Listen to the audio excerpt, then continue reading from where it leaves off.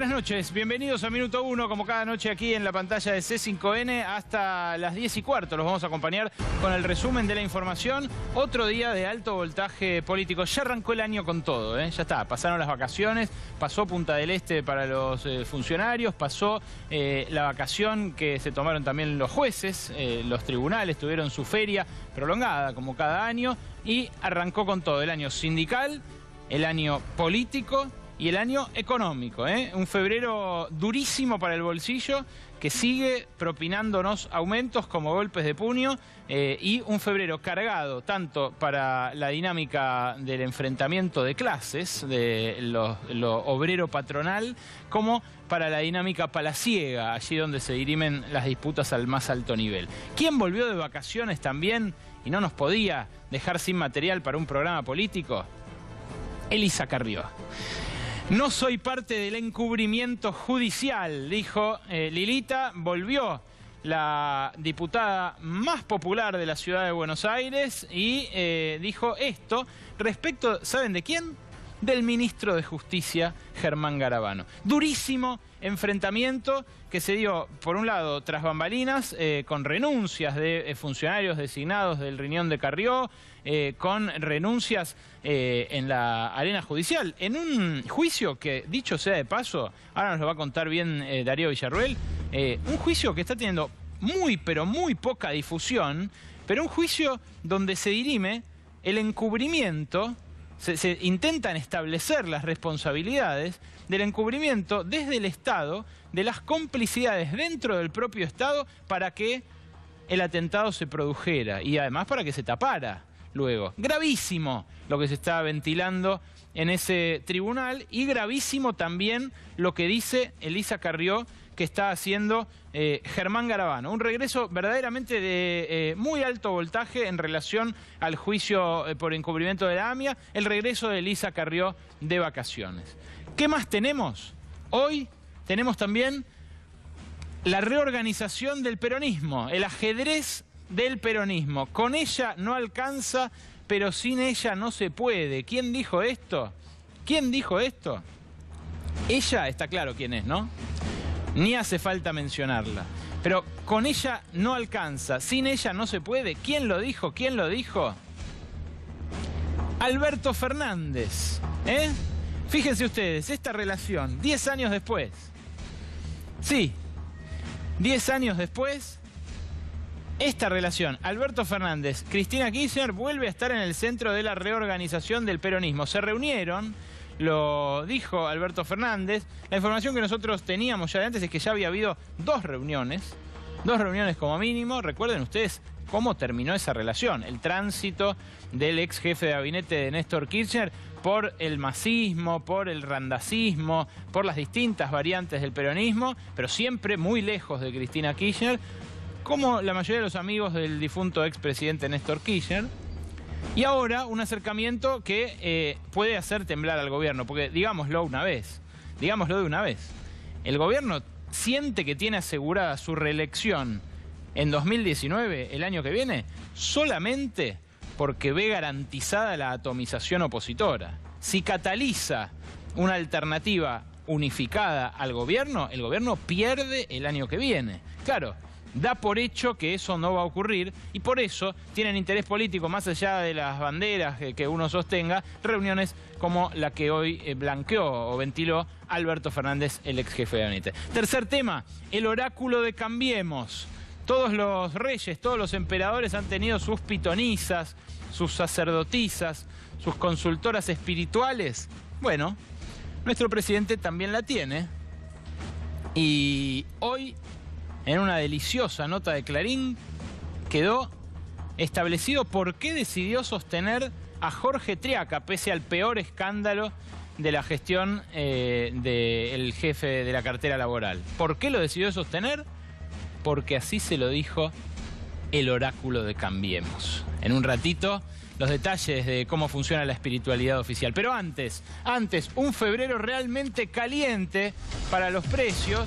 Ya había arrancado con subas de prepagas, de peajes, de luz, de un montón de cosas, de nafta, pero hubo otra suba de naftas, ya había ya había habido.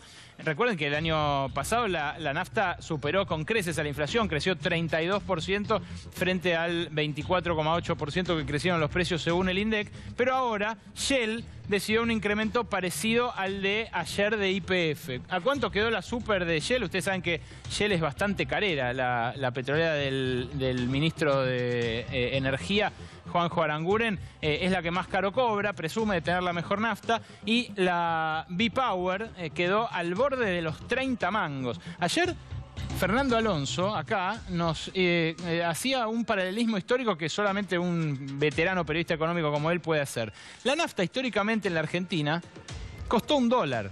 Como el litro de nafta, el litro de leche y el dólar mantuvieron de alguna manera un equilibrio a lo largo del tiempo, con sus variaciones, por supuesto, con sus altibajos. Fíjense ustedes que la leche hoy está a 25 pesos, el sachet de las marcas más vendidas. La nafta está orillando los 30 y el dólar, si bien subió, se está quedando atrás. ¿Qué pasaría si el dólar emparejara? Por supuesto que volverían a subir la nafta y la leche. Menudo desequilibrio tiene allí el gobierno y las naftas entonces vuelven a subir, vuelven a propinar ese golpe al bolsillo, en este caso un tancazo para el presupuesto familiar. 3,5% de la V-Power, 2,9% de la Super, 1,5% la diésel y 3,2% la V-Power Diesel, que se va a vender arriba de los 25 pesos. Bueno, esto es más leña para la inflación. Ya las consultoras están hablando de un febrero en torno al 3% de inflación. ¿Cómo va a ser el gobierno para sostener ofertas como las de los bancarios, por ejemplo, que paran este viernes? Vaya al cajero mañana. Vaya al cajero mañana, no se olvide, porque se viene viernes de paro, sábado, domingo, lunes feriado, martes feriado. ¿Cómo va a ser el gobierno para sostener ofertas como el 9% para los bancarios o como el 15% de tope que quiere ofrecerle a todos los gremios, cuando en el primer trimestre ya vamos a tener casi 5% de inflación? En el primer bimestre, perdón, en los primeros 2 meses del año, casi 5% de inflación. Menuda tarea le dejaron al ministro más debilitado de todos, a Jorge Triaca, poner ese techo salarial a las paritarias, para peor, con gremios en ebullición por los enfrentamientos entre ellos. Vamos ya mismo a eso, vamos ya mismo a la CGT, al peronismo, pero primero metiéndonos a través de esta reunión que dijo Alberto Fernández con Cristina Kirchner. Antes, el regreso triunfal. Lilita Carrió. ¿Qué dijo de Germán Garabano, el ministro de Justicia? Ahí lo tienen. La coalición cívica ARI no forma parte ni del amiguismo, ni del nepotismo, ni de encubrimiento judicial alguno. Esto dijo Carrió. Seguimos. No habló de Cambiemos, habló de la coalición cívica ARI, solamente una de las 3 patas de la coalición que gobierna. La doctora Mariana Stillman, mujer de Carrió, delegada allí, presentó su renuncia a la unidad AMIA en acuerdo con la líder de la coalición cívica ARI, Elisa Carrió. Esto fue un comunicado oficial de la fuerza que preside Carrió.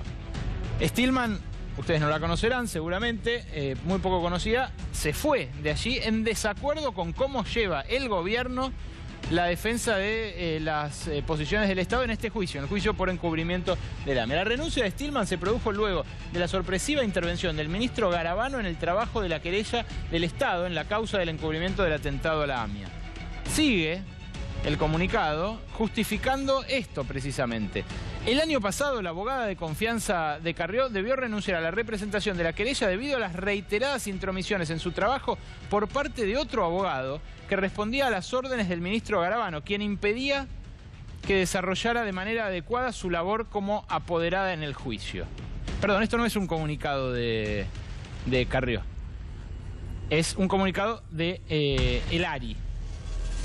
Está firmado también por Carrió, digo bien, es un comunicado del ARI firmado por Elisa Carrió. Ni Elisa Carrió ni la CCC ARI están dispuestos a manipular una acusación en una causa judicial y por ninguna razón avalan los condicionamientos y presiones que han recibido los letrados designados como representantes de la querella del Estado en la causa por encubrimiento del atentado de la AMIA. Es decir, se está desmarcando, en palabras leguleyas, se está desmarcando de lo que hace el gobierno en este juicio. Garabano, y acá viene lo más fuerte políticamente, debe dar explicaciones sobre su intempestiva decisión. Carrió ya le había manifestado al ministro el año pasado que si se afectaba la línea acusatoria se estarían cubriendo. Me estoy empezando a perder.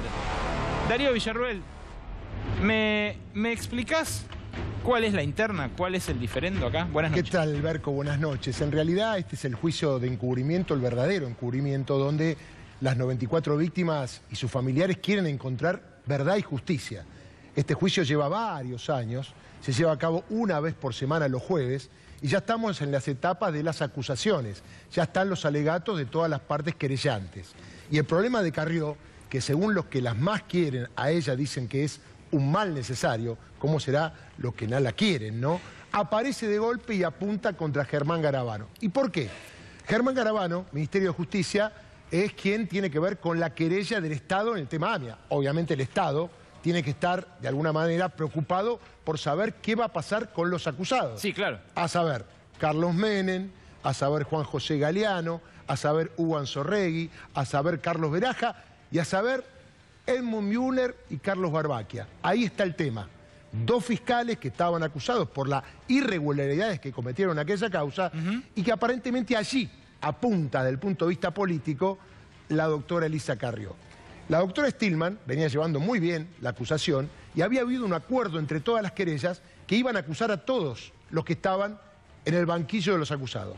Sin embargo, cuando se decidió apartar de la acusación a Barbaquia y Müller, aparentemente con intervención de Garabano, hubo una luz roja y ahí comienzan las desinteligencias entre la doctora Stillman y lo que seguía en la causa. ¿Por qué? ¿Por qué? ¿Quién defiende a estos fiscales? Bueno, aparentemente dice la gente de Memoria Activa, que también está muy en contra con todo lo que está pasando, que Garabano tendría una muy buena relación con los fiscales, que en otrora también representaron al Estado en la acusación principal, recordemos cuando estuvieron presos Rivelli, Tejelín y compañía, que finalmente fueron absueltos. Y entonces el tema es por qué dejar afuera a los fiscales y adentro al juez de la causa, a Galeano, a Menem, que daba órdenes, a Anzorregui, que aportaba las pruebas. Y ahí está la cuestión. Pero fíjate, apareció esa noche, previa a la acusación, otro abogado de apellido Ventos, que tenía el mismo criterio que Stillman, es decir, acusar a todos. Aparentemente en esa noche hubo una reunión donde Ventos también para afuera.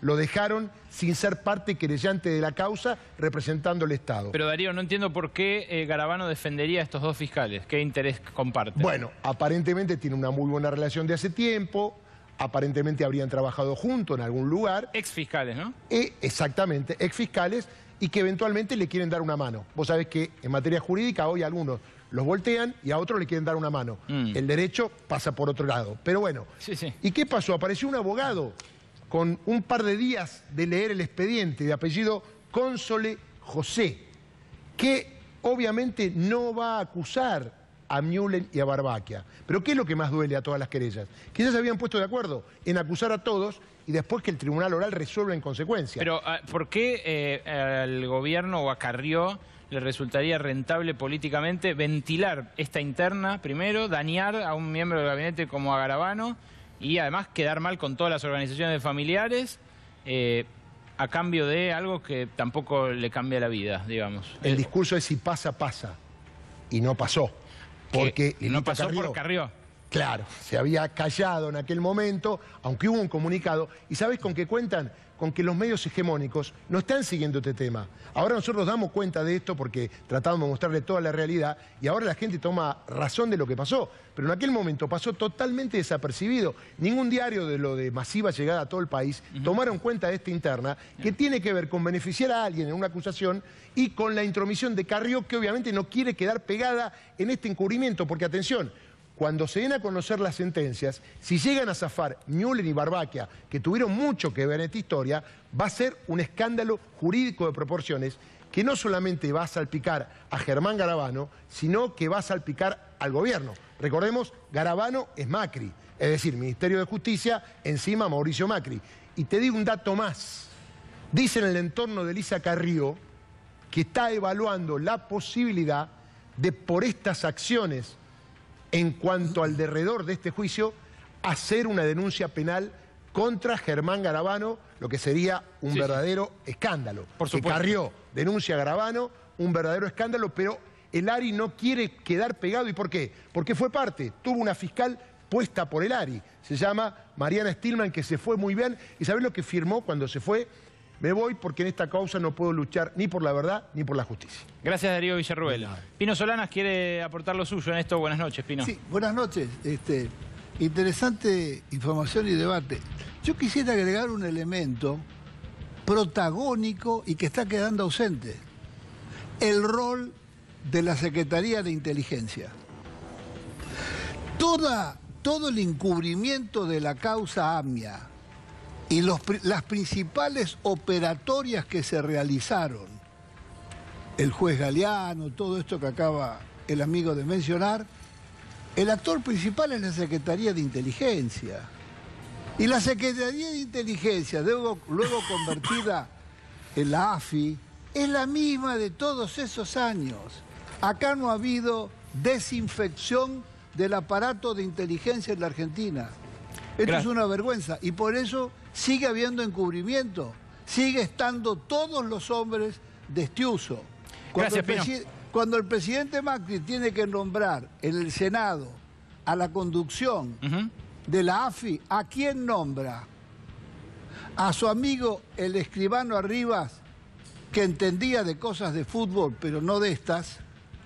Y después nombra a Silvia Mazzalani, del corazón del equipo de Estiuso. Sí, claro, por supuesto. Gracias, Pino. Ahora retomamos el tema. Seguimos con el repaso de la actualidad política porque hoy también se conoció esta reunión de altísimo voltaje político para los que están siguiendo la reorganización del peronismo.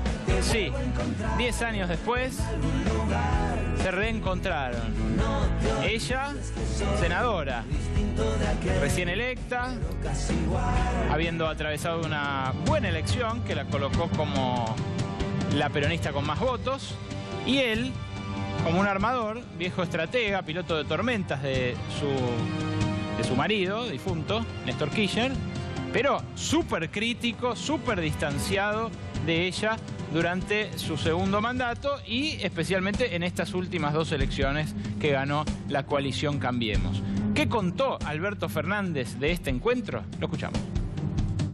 Con Cristina obviamente tenemos un pasado común donde compartimos muchas cosas en la política y en la vida, y que un día la política nos alejó, como pasa en este país.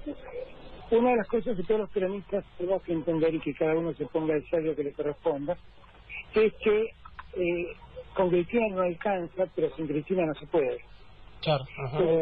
Hay que ver cómo se construye, no es una cosa fácil, pero hay que entenderlo. Yo no corro a nadie. Yo lo único que le pido a Cristina es que si quiere ser candidata, y hay otros que creen que también pueden serlo, compita y no haga lo que hizo la última vez con Florencia. Lo único que le pido a Cristina.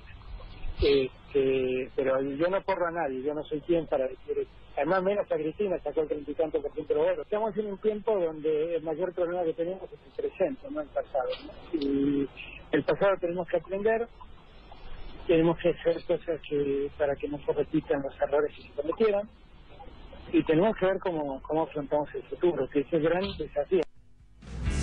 10 años después te vuelvo a encontrar en algún lugar. Fíjense todas esas caras, ¿no?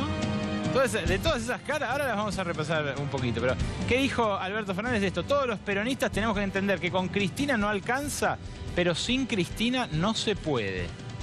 Mientras tanto, los otros 2 candidatos, ahí se los ve, déjalo ahí, deja ese plano. Ahí se los ve a Randazzo y a Massa en la punta. Mira, Randazzo, ahora vamos a hablar de él. Hoy estuvo por tribunales, pero está callado por ahora.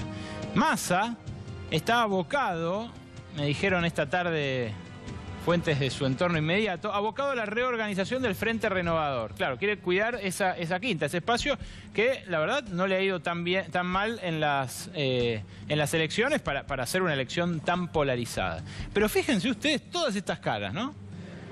Allá, en la punta, lo tienen al Coqui Capitanich. Y el Coqui, hoy recluido en su resistencia natal, en Chaco, está siendo mencionado como uno de los posibles candidatos del peronismo el año que viene, a presidente, ¿eh? a presidente. No olvidar que Capitanich fue jefe de gabinete, fue ministro de Duhalde, tiene una trayectoria nacional importante, antes de haber sido jefe de gabinete de Cristina, pero bueno, hoy está ahí. Y Rossi, otra alternativa que maneja el peronismo todavía muy embrionariamente, ¿no? Para hacerle frente a Macri en su intento de reelección el año que viene, también está ahí. Caras que van cambiando, algunos se deja el bigote, otros se lo saca, pero que son las mismas por ahora. Y Alberto Fernández, que también antes de Néstor Kirchner tuvo su trayectoria en otros sectores, por ejemplo en la Fuerza de Caballo, pero que tuvo su gran experiencia, su gran fogueo con Néstor Kirchner en el peor momento, el momento de salir de la crisis. Bueno, lo peor lo había transitado Duhalde, pero Alberto Fernández sabe de reinventarse. Y está diciendo, dejo atrás una página para tratar de que el año que viene haya una posición conjunta. ¿Va a depender de él? ¿Va a depender de Cristina Kirchner? No. Va a depender de los otros. Pero los otros también están mirando esa alternativa cada vez con más cariño, ¿eh?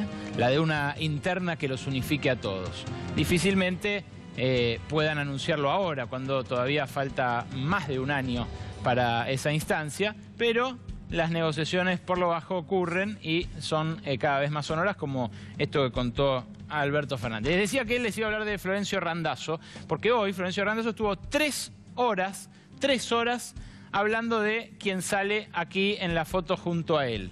Fíjense, también que se los veía en ese momento cantando el himno juntos, cuando uno era ministro de Planificación y el otro era ministro del Interior. Bueno, después de aquel trágico 22 de febrero de 2012, cuando 51 personas perdieron su vida, uno perdió el manejo de los trenes, este que está acá, que ahora está preso, en Marcos Paz, y el otro obtuvo el manejo de los trenes y lo convirtió en su gran bandera política. De hecho, Randazzo monta todas sus candidaturas después en base a yo soy el que traje esos trenes nuevos. ¿Qué fue lo que pasó? Bueno, que después de muertas las 51 víctimas de ese verdadero crimen de Estado, esa tragedia que nos choqueó a todos como una bofetada, a todos los que usamos transporte público, pocos periodistas usan transporte público de los que salen en la tele, pero a todos los que usamos transporte público nos golpeó mucho. Bueno, esa bifurcación de caminos hoy tuvo un hito importante. Hoy Randazzo lo complicó más a Julio De Vido. ¿Qué es lo que declaró en esas 3 horas de testimonial? Lo que se sigue en el Tribunal Oral Federal número 4 es el juicio llamado 11-2. O sea, un juicio donde se está juzgando a De Vido y a Simeonov, que era otro funcionario de ese momento del kirchnerismo, por las responsabilidades políticas en esa verdadera masacre. Bueno, De Vido no había sido juzgado en el primer juicio, donde se penó, por ejemplo, a Ricardo Jaime, a Juan Pablo Schiavi y demás. Hoy lo que dijo Florencio Randazzo es que él recibió un desastre, que recibió un material que se había deteriorado en los últimos 50 años de manera irreversible, pero también dijo que él con las potestades que tenía como ministro pudo hacer todos los cambios que hizo en los 2 años y pico, 3 que tuvo al frente de los trenes después del choque de 11. ¿Qué quiere decir esto? Que De Vido pudo haberlo hecho. Lo dijo entre líneas. No, en ningún párrafo, en ninguna línea de la testimonial de Randazzo se lee De Vido fue un desastre. Pero si uno ata que Randazzo dijo yo recibí un desastre y que dijo no hacía falta más que decisión política y plata para que un ministro resolviera esa situación, lo que está diciendo es que De Vido, que había estado 9 años al frente de los trenes en el periodo de máximo crecimiento de la historia argentina y de máximo aumento de la recaudación de la historia argentina, pudo haber hecho algo para evitar que esas 51 personas murieran. Así de tenso está el peronismo también, fíjense, en otros lugares, en otras arenas que no son estrictamente la de la negociación política. Otra de esas arenas es la CGT, el sindicalismo. La CGT ya funciona fracturada, ya funciona como 2 CGTs. Y en el medio de eso, Moyano atraviesa una guerra a brazo partido con el presidente Mauricio Macri. Ya no pueden cruzarse más dardos venenosos públicamente. Primero, un compilado de lo que dijeron Moyano, Yasky y el ala combativa que convoca a la movilización. Ahora, y por eso el hashtag nuestro de hoy, es el 21 de febrero, justamente para no tocarse con el aniversario número 6 de la tragedia de Once. El 21 de febrero va a ser la marcha de la CGT, la CTA y los movimientos sociales para pedir paritarias libres y para denunciar la inflación, los aumentos, todo lo que se viene viviendo en estos meses. Así lo decían los protagonistas. La tarea de organizar la convocatoria en todo el país. Hay la mayoría de los gremios de la CGT, las 2 CTA, la corriente sindical. El cambio de fecha fue a pedido de los compañeros ferroviarios que representa Sobrero. Y creo que va a ser una marcha extraordinaria, multitudinaria, donde vamos todos los sectores a plantear la necesidad de la unidad y la continuidad de la lucha para que el gobierno respete la paritaria libre en un país que tiene tarifazo, un país que tiene inflación, para que respete las conquistas sociales, para que respete a los jubilados, porque también vamos a plantear la necesidad de rever el recorte de la movilidad. Creo que va a ser la expresión de un descontento que crece todos los días y crece fundamentada en el hambre, en la miseria, en los despidos. Van a estar, hoy acá estuvieron la gente del INTI, de Río Turbio. El 21 de febrero movilizamos a las 15 horas con todos los sectores de Movimiento Obrero al 9 de julio y verano. ¿Cómo tomás el tema de que hay sectores como el de DAR que no acompañan? Digamos, ¿qué mensaje tenés para ellos? Una tranquilidad de conciencia bárbara. Ellos siempre han estado en un sector acompañando las políticas del gobierno. Ellos habían apoyado la reforma laboral y este conjunto de trabajadores, de dirigentes gremiales, con la movilización del 29 de noviembre la hemos parado. De la CGT. Nunca estuvo unida, así que nunca estuvo unida. Bueno, si nunca estuvo unida, hoy está menos unida que nunca. Menos unida que nunca. Ahora tenemos 2 dirigentes sindicales y un abogado laboralista referente de una de las centrales. Y vamos a ahondar en esto. Pero, ¿qué dijeron del otro lado? Daer y compañía. Los escuchamos. Ratificamos la decisión unánime de todos nosotros de sostener la institucionalidad de la CGT, sostener la unidad de la CGT, ir viendo el proceso que se va llevando, siempre buscando lo que es necesario en una estructura colectiva de conducción que tienen que ver con los consensos y no con las decisiones de un sector sobre otro o de una opinión que tape la opinión del otro. Vamos a seguir insistiendo en la generación de esos consensos, queremos seguir manteniendo la unidad y si esto a lo largo del tiempo seguramente trataremos de reencauzar después del día 21, no es posible, ahí tendremos la responsabilidad todos de sostener la unidad a partir de convocar a un congreso de la Confederación General del Trabajo en algún momento para tener una conducción que tenga la capacidad de sostener y de generar estos consensos que sinteticen la opinión de todas las organizaciones confederadas.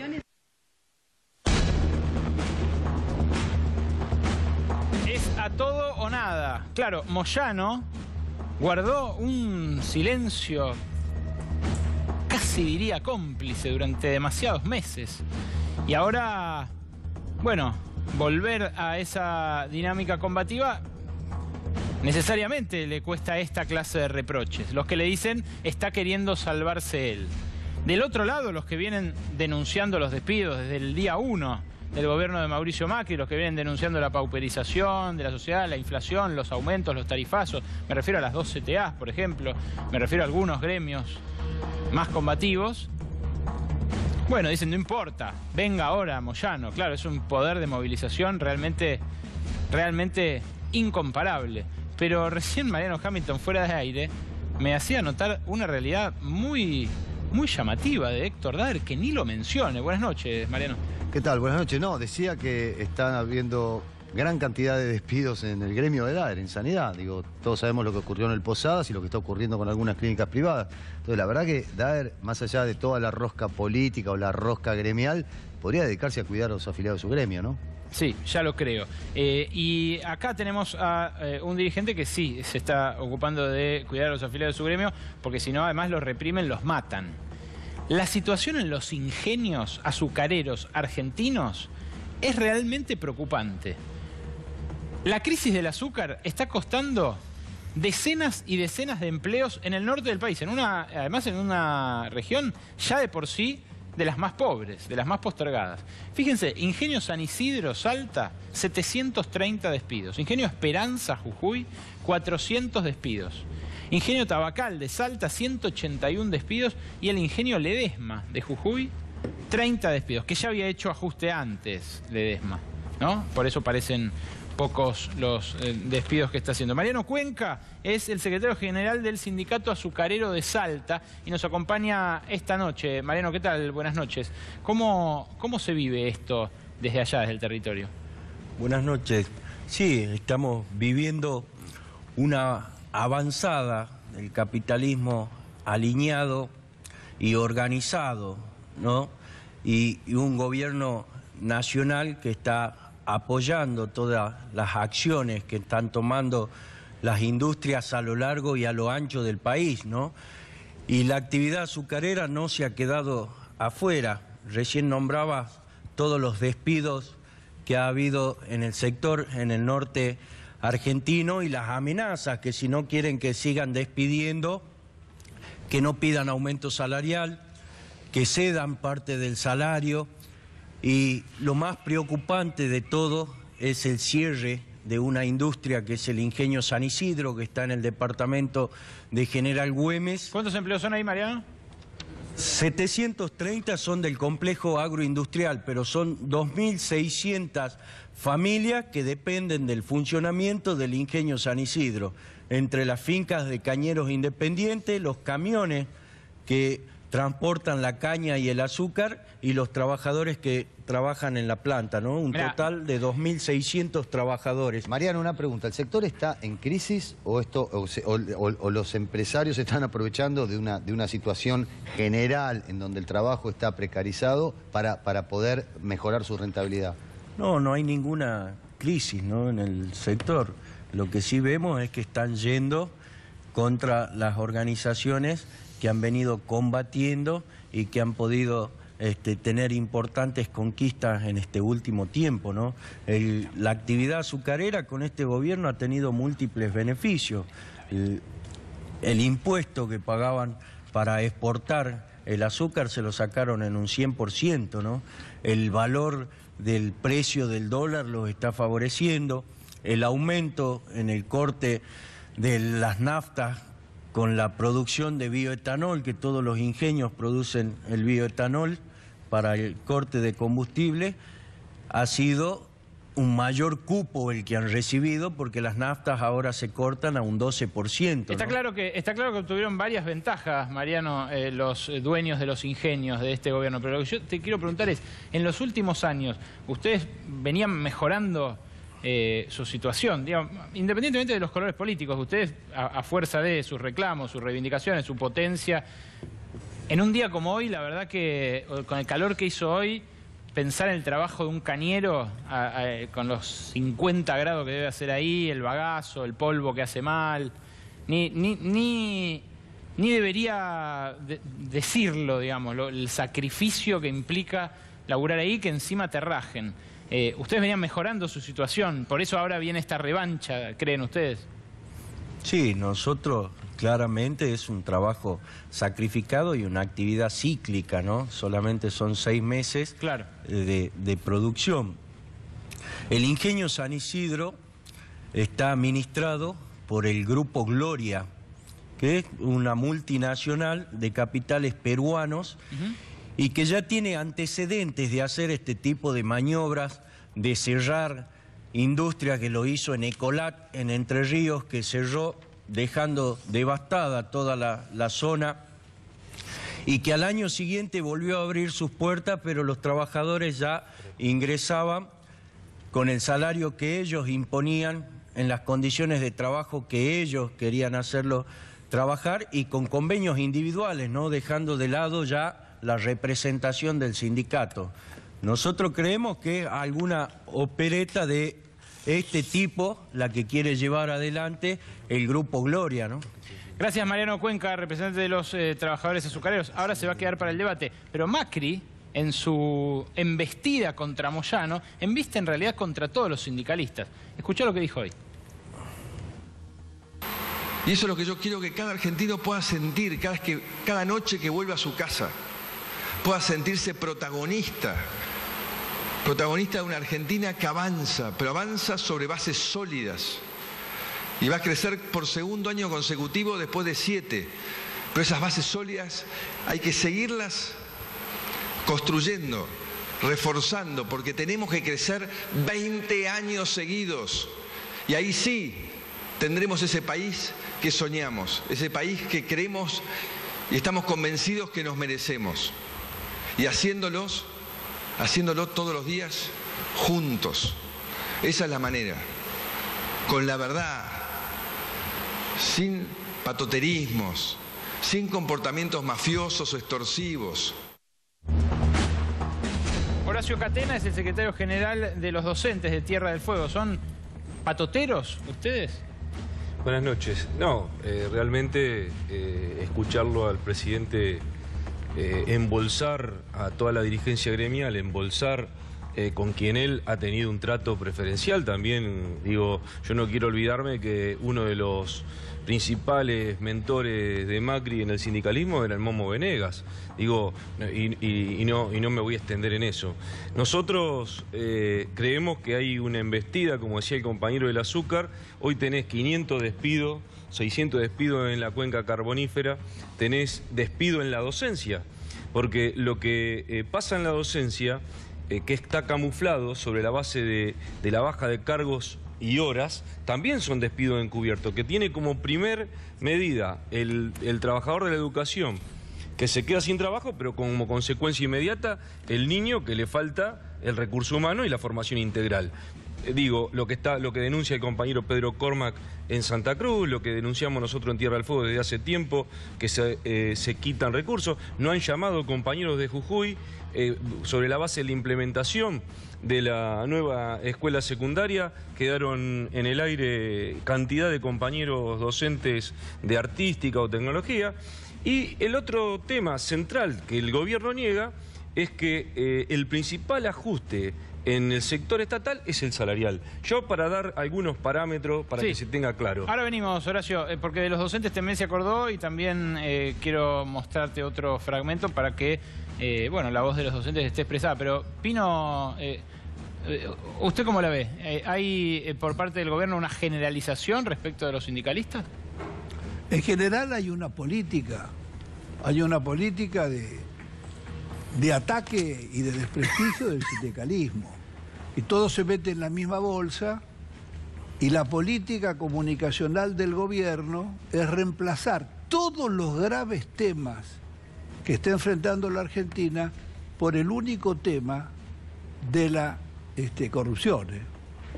Entonces, antes fue la bolsa y todas las cosas que sabemos y ahora es ponerle el ojo y la lupa a algunos sindicalistas, que por supuesto hay sindicalistas acusados de corrupción y será la justicia quien dictamine, pero generalizar acá, como dice el compañero de Tierra del Fuego, y los miles de dirigentes sindicales, ¿no es cierto?, que afrontan día a día una política económica que tiende a precarizar el trabajo, reforma laboral, la inflación siempre le gana a los acuerdos salariales, todas esas injusticias en la factura, ¿a quién se las cobramos? Gracias, Pino. El presidente también se acordó, decía, de los sindicalistas, dijo lo siguiente. Tenemos que encarar una revolución en la calidad, incluyendo la innovación en la educación pública argentina, donde esperamos que los gremios sean parte y lideren esa renovación, esa inclusión de la innovación. esa superación permanente para que nuestros chicos tengan acceso a los trabajos del futuro, y tenemos que seguir generando las condiciones para que haya trabajo en cada rincón del país. De los sindicalistas y de los docentes también se acordó. Entonces, ¿es así? ¿Ustedes tienen que ser los protagonistas de esta revolución? ¿Tienen los recursos para hacerlo? Bueno, sin lugar a duda, la docencia debe ser protagonista de los principales cambios que necesita el sistema educativo. Sin lugar a duda, la educación pública en la Argentina no está en el nivel y en las condiciones que deseamos los trabajadores de la educación, pero esa responsabilidad la tiene el gobierno nacional y el gobierno y los gobiernos provinciales, que ajustan en educación. Es decir, yo vengo de un encuentro en Misiones. Bueno, yo le invito al presidente a recorrer el interior profundo de nuestro país, donde los hijos de ese interior profundo no tienen computadora ni acceso a los bienes culturales, no tienen garantizado el alimento. Yo te voy a dar un dato estadístico de Misiones. En uno de los pueblos cercano a Montecarlo, no recuerdo exactamente el lugar, se jactaba el intendente de que es el mayor lugar donde se han inaugurado escuelas especiales. El problema es que el estudio que realiza el Movimiento Popular Pedagógico, es un sindicato docente de Misiones, revela que la gran parte de las discapacidades producto del glifosato y de todo el... Y eso es lo que pasa en el interior profundo. Un docente, por ejemplo, en Mendoza, con el ítem aula metido por este gobierno, está no llega a 12.000 pesos de salario. Claro, un eso docente es lo que... 16.500 pesos. Vaya si hay que discutir ese piso, ¿no? Horacio Meguira es el director del Departamento de Derecho Jurídico de la CTA Autónoma. ¿Qué tal? Buenas noches, ¿Cómo le va? Horacio. ¿Es así? ¿Son patoteros los sindicalistas? Yo creo que se pone como excusa 3 o 4 casos para generar un fenómeno sistemático, que es el fenómeno de desindicalización. En una economía capitalista como la actual no soporta el sindicato como contrapoder. Requiere de la unilateralidad, requiere que la empresa tenga el mando absoluto y el poder, más en zonas rurales como el caso de los ingenios, donde la geografía incide en el poder político y requiere el poder político para manejar la geografía. Entonces, lo concreto es que los casos que se tratan sobre dirigentes sindicales ocultan este fenómeno de sindicalización, que, como decía Pino, hay miles y miles de dirigentes sindicales honestos que no se muestran en televisión, que no salen. Es decir, el tema de la corrupción incide para que los verdaderos y genuinos representantes no puedan estar defendiendo los derechos y los intereses de los trabajadores. Ahora vamos a discutir un poco de economía, pero... Una cosita quisiera agregar, Berco. Sí. El tema de los gobernadores provinciales es que han metido un ajuste brutal y viene un nuevo ajuste que va a ser consecuencia del consenso fiscal, que yo le llamo el Pacto Fiscal Federal 3, por el 1 y 2 fue el de Menem y Cavallo, el tercero es este, que las metas fiscales que proponen a las provincias solo se sostienen, como en el caso de Tierra del Fuego, sin convocar a paritaria sobre la base de la represión y sobre la base del hambre de la población. Y por otro lado, están ofreciendo, por ejemplo, en Tierra del Fuego, beneficios a las petroleras para la generación de convenio. El modelo vaca muerta es el que va, ¿no? que repercutió también en el metalúrgico y que va recorriendo un poco lo que decía acá el compañero del azúcar, que es sobre la base de bajar los convenios colectivos de trabajo. Ahora vamos a discutir esto en profundidad, porque además hay un dato productivo para que charlen que es verdaderamente llamativo. Ahora lo vamos a compartir con ustedes. Antes, lo último que le habíamos prometido, la pitoniza de Cambiemos. ¿Quién decidió sostener al ministro del peor papelón y además del peor traspié político, ¿no? Porque más allá del impacto público que tuvo, que hoy todo el país sabe que el ministro de Trabajo insultó, le dijo pelotuda, no solo a una mujer, sino además a una mujer que trabajaba para él, y no solo una mujer que trabajaba para él, sino una mujer que trabajaba para él en negro, y no solo una mujer que trabajaba para él en negro, sino que además la habían colocado como trabajadora en un gremio que intervinieron para sanear supuestamente, para llevar la ética de la coalición gobernante. Bueno, eso que ya todos sabemos, el escándalo de Sandra Heredia, golpeó a Jorge Triaca al punto de convertirlo casi en un ministro zombie, en un ministro a ¿quién podría respetar? ¿Quién le podría dar autoridad moral como sindicalista enfrente? Se la dan porque dependen de él, dependen de su firma para un montón de cosas. Por eso los sindicalistas no piden su cabeza, al unísono no salen a decir, también por cierta falta de valor, debería decir, ¿no? A la hora de defender a una mujer. Pero, claro, lo sostuvo por algo Macri a Jorge Triaca. Y hoy, en una nota de Clarín, nos enteramos de que el motivo, más que político, fue espiritual. La armonizadora de Macri y su rol en la decisión de sostener a Triaca, escribió una de las colegas más prestigiosas del diario Clarín, Silvia Neistat, una verdadera maestra del periodismo económico. Escribió esto: la continuidad del ministro de Trabajo se inscribe en la lógica de la pelea con Moyano. Macri cree que en esa puja se define que Argentina sea un país normal. ¿Cuál es ahora su libro de cabecera? Bueno, de eso es lo que nos enteramos leyendo la nota. Los consejos que suele brindar el publicista Joaquín Moya nunca son inocentes, escribe, insisto, nuestra colega Silvia Neistat. Lo cierto es que en la campaña electoral de 2015 le aconsejó a su amigo Mauricio Macri visitar a Cristina, miren cómo se llama además, una armonizadora budista que se convirtió en guía para sus reflexiones. En el círculo de la Casa Rosada le adjudican a Cristina la última determinación del presidente: mantener a Jorge Triaca y dar por cerrado el caso ante su propia tropa, pese a la inminencia del costo político en la fuerte puja con Hugo Moyano. Macri se ocupa en estos días de que Triaca no pierda ni un ápice de su poder en lo que es una pelea más grande. Esto, insisto, lo publicó el diario Clarín, ¿eh? Se sabía de las aficiones del presidente por la espiritualidad New Age, pero no se sabía que una armonizadora budista le había sugerido sostener a su ministro más controvertido y el que seguramente le cueste más votos entre los sectores populares, ¿no? Un montón de Sandras Heredias habrán visto con horror cómo un ministro millonario, hijo de un sindicalista además, que vaya a saber cómo hizo su fortuna, maltrataba así a una mujer a la cual además empleó en negro.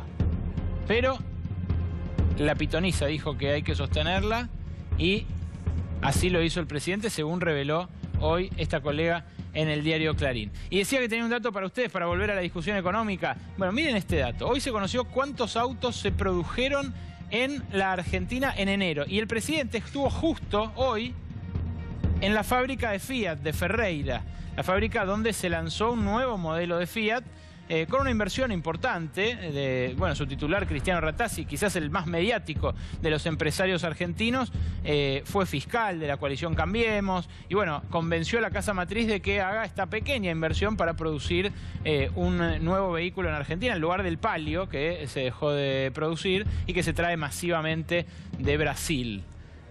Bueno, ¿qué dijo el presidente? Ahora lo vamos a ver. Pero vean la realidad productiva del país. Poneme primero lo que dijo el presidente. Poneme primero lo que dijo el presidente en la planta de Fiat de Ferreira, Nico. Tenemos que seguir generando las condiciones para que haya trabajo en cada rincón del país. Porque todos queremos realmente que esta etapa de desarrollo de la Argentina nos encuentre con una Argentina verdaderamente federal. Pero este auto, este maravilloso auto, va a ser un orgullo para todos, porque de acá saldrá para el mundo y cada vez que encontremos un Fiat Cronos va a decir hecho en Argentina. Y la verdad que fue una alegría ver el orgullo de cada uno de ellos explicándome las reformas que habían introducido. Reformas que seguramente se aplicarán en todas partes del mundo en los establecimientos Fiat Chrysler. Porque Fiat confió en que estos procesos de cambio que comenzaba hace 2 años iba en serio. Y confió fundamentalmente en ustedes, en la capacidad que tienen ustedes de transformar la realidad, de adaptarse a la realidad, en un mundo que nos desafía como nunca pasó en la historia. Aspiramos a generar más de 35.000 nuevos puestos de trabajo. Así que felicitaciones a la familia de Fiat Chrysler por este avance y estoy seguro que nos vamos a reencontrar en esta fábrica en algunos meses para anunciar algo nuevo y en unos meses después para decir que fue realidad. Aguante Fiat Chrysler, aguante Córdoba, aguante Argentina. Gracias. Ustedes lo escucharon al presidente. Si uno se rigiera por sus palabras, estamos a punto de inundar el mundo de autos argentinos. ¿Qué dice hoy el diario La Nación? A pesar del récord de ventas de 0 kilómetros, la producción de autos cayó 18,3% en enero. ¿A cuánto cayó? Ahí lo tienen. Cayó a apenas un poquitito más de 20.000 autos. Avancen, por favor, con el recorte. Cayó 18,3% a 21.858 vehículos. En enero del año pasado se habían producido 26.000 vehículos. O sea, es una caída muy fuerte la que hubo en la producción entre un año y el otro. ¿Pero quieren ver algo? Hace 2 años, cuando asumió Mauricio Macri, la relación entre los autos que se vendían en la Argentina y los que se producían en la Argentina era más o menos 1 a 1, que es la relación histórica que hay entre la producción en el país y la venta en el país.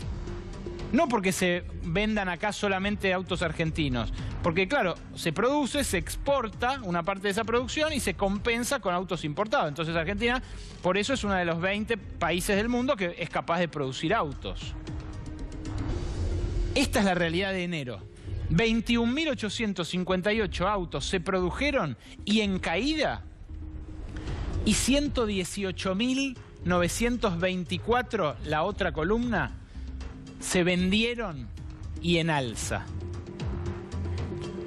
Repito, más o menos la relación históricamente en Argentina fue por cada auto vendido, un auto producido. A veces un poquitito más de ventas que de producción, a veces 500.000 ventas y 400.000 producciones. Enero fue 120.000 ventas, 20.000 producciones. 6 a 1 la relación. Pino Solanas. Sí, lo que habría que agregar es que parecería que el auto lo fabrica enteramente la industria argentina. Nosotros producíamos efectivamente autos con la inmensa mayoría, el 90% de autopartes argentinas. Hoy es 1/4 parte del auto que es producción argentina. El resto son autopartes que vienen de afuera. Es decir, que la industria automovilística argentina se ha degradado sensiblemente y a Argentina se la coloca, la industria nacional es hoy más armadora que productora. Esta realidad, Meguira, habla de una crisis del empleo a futuro casi indiscutiblemente, ¿no? Seguramente, porque el empleo decrece por distintos factores, pero fundamentalmente decrece porque el Estado no lo protege. Es decir, el empleo forma parte de los bienes comunes y la tutela del empleo no es una tarea exclusivamente del sector privado como se lo intenta tener. Debe haber políticas protectoras del empleo y lo que existe es un enfrentamiento entre capital y trabajo en donde el Estado no intermedia. Este fenómeno necesariamente lleva a que las imposiciones de los factores económicos sean impuestos por un solo sector, porque ese famoso tripartismo que generó una etapa del capitalismo en donde el Estado tenía incidencia y donde los sindicatos tenían incidencia en el sistema de producción, hoy no existe. El unilateralismo, es decir, la posibilidad de imposición por parte de las empresas de los sistemas de producción y de los factores más importantes de la economía, es una característica de época mundial y que se está imponiendo en la Argentina. Para eso se requiere desindicalizar, ¿no? Pino Solanas, además de estas opiniones que virtió, nosotros lo convocamos para que nos cuente por qué denunció al presidente de la Nación. Excelente. ¿Por qué lo denunció? Por apología del crimen. Apología del delito. Artículo 213 del Código Penal. Así de simple. No se puede hacer apología de un crimen. ¿A qué crimen se refiere? A lo que se refiere el juez que juzgó el caso Chocobar. Ah, al policía. Pero por supuesto el policía, que corre al ladrón que antes ha agredido al turista americano, lo persigue, el ladrón ya no porta armas, ni tiene la cámara que robó, y de lejos le pega 2 tiros. El primero de más lejos y el segundo a 7 metros y por la espalda. Todo eso está probado con un video. Pero olvidémonos de este caso, olvidémonos de la anécdota. Lo que es gravísimo es que se quiera llevar, las principales espadas del gobierno nacional se quieran llevar por delante la institucionalidad y los códigos. ¿En qué sentido? Pero ¿cómo en qué sentido? Porque Macri, juzga, dice usted. al recibir al homicida, ¿no es cierto?, en la Casa de Gobierno, elogiarlo, colocarlo como modelo de policía, inclusive decir que en instancias superiores de la justicia esto se va a enmendar. Es algo gravísimo, pero forma parte de una política porque lo acompaña Marcos Peña, que habla de la inversión de la prueba, gravísimo, y lo acompaña la ministra Bullrich. ¿Involucró a Marcos Peña y a la ministra también en la denuncia? Por supuesto que sí. Y la ministra viene a ejecutar esta política de gatillo fácil. Ya se vio con Rafael Nahuel. Un tiro por la espalda, 9 milímetros, en el lago Majardi. Entonces, esto es gravísimo. Y yo creo que hay una suerte de... Nosotros reaccionamos para decir, ¡basta! Es un llamado de atención al conjunto de la población. Tampoco puede aceptarse, ¿no es cierto?, que se elogie o no se le dé ninguna importancia a un ministro de la Nación, ¿no es cierto?, con lo que acabas de mencionar, que es Teaca. Bueno, la pitoniza pero lo salvó. No, pero la pitoniza lo salvó. Es inadmisible. No, el presidente de la Nación dice no tiene ninguna importancia, ya se retractó. Peña dice más o menos lo mismo. Lo salvaron los No, astros. digamos, no tiene destino la Argentina si la corrupción profunda de los valores y los principios, la alteración de la institucional, la burla de la Constitución y de los códigos no provoca una reacción contundente de la ciudadanía. Doctor Leonardo Martínez Herrero también nos acompaña hoy, es abogado y decidió sostener un juicio contra el ministro de Agroindustria, Luis Miguel Echeverre, por los 500.000 pesos que cobró de la sociedad rural, a pesar de que ya los devolvió. ¿Por qué? ¿Es una coima? Es una coima, es un delito. Esto es como, bueno, yo robo, pero después me arrepiento y devuelvo. No va a borrar que yo cometí el delito de asaltar, ¿no?, para que la gente entienda. Entonces, él cobra un dinero, no se sabe por qué. Yo lo que pedí en el juzgado hoy, que averigüen en su contabilidad, en la de Echeverre, en qué concepto ingresó ese dinero y en qué concepto sale, ¿sí? Entonces, evidentemente el dinero lo recibió. Si lo devolvió, es prácticamente ya un reconocimiento. ¿Y por qué lo devolvió? Porque la Oficina Anticorrupción iba a hacer un dictamen obligando a devolverlo. Entonces, él se adelanta y devuelve el dinero. Pero nunca va a quedar claro para qué fue ese dinero. Sí va a quedar claro, porque es una mentira. Decían que eran salarios adeudados. Mentira. ¿Para qué, ¿Y para qué supone que fue ese dinero?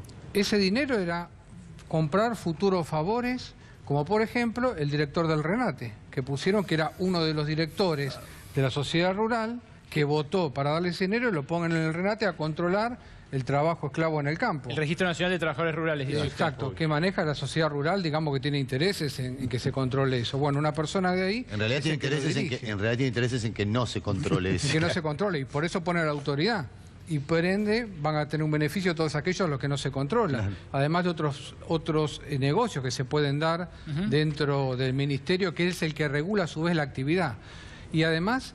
Es algo inaudito. Ahora acabó de lograr suspender la indagatoria que tenía Echeverre para fines de febrero, logró la postergación de la nueva indagatoria. Por el caso de su hermana. Por el caso de la hermana, pero por lavado de dinero, por estafas, logra. Entonces, acá tenemos para aplicar la doctrina Irursum, ¿sí?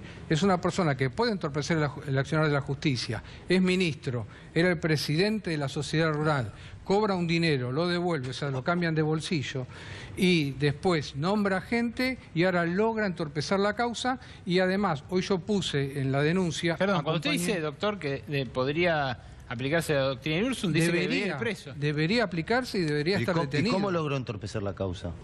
¿Cuál? La causa esta que consiguió demorar la indagatoria. ¿Cómo la demoró? ¿Cuál fue los pasos que dio? No sé, apeló una resolución, entonces se le corre de traslado, entonces no se va a llegar a la fecha. Eso también es estar a derecho, ¿no? Sí, pero ya la corrió del año pasado. O sea, ya estaba sentada indagatoria para febrero del 2016.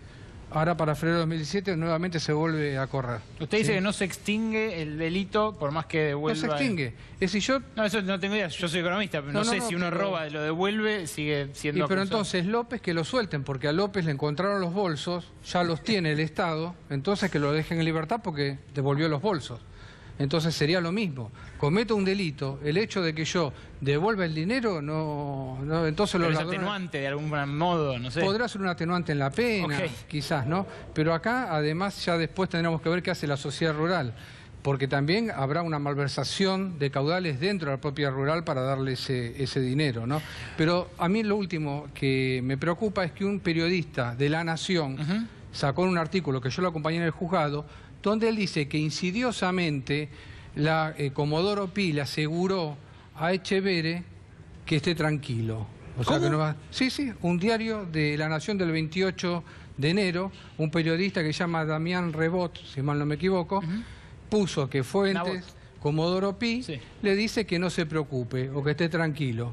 Entonces yo lo acompañé al juzgado y dice, mire, bueno, acá una de dos, o se va a parar en la fuente diciendo que le dijeron esto, con lo que la justicia le garantiza impunidad, o dio una información equivocada. Por eso yo sostengo que hay que aplicar la doctrina Irursum, porque es una persona que puede entorpecer. Si ya un periodista dice que Comodoro Pi le garantiza que esté tranquilo, puede entorpecerlo. Igual, doctor, lo que habría que hacer es abolir la doctrina Irursum, no seguir metiendo preso un montón de gente porque la verdad que no tiene golletes. O aplicarla verdaderamente sobre aquellos que tienen el poder, no sobre los que se fueron que no tienen ninguna forma. Hoy tienen poder, están de los dos lados y no se los van a aplicar. Doctor Martínez Herrero, gracias por venir esta noche aquí a Minuto Uno. Los demás quédense porque brevísimos segundos de pausa y les quiero preguntar una cosa.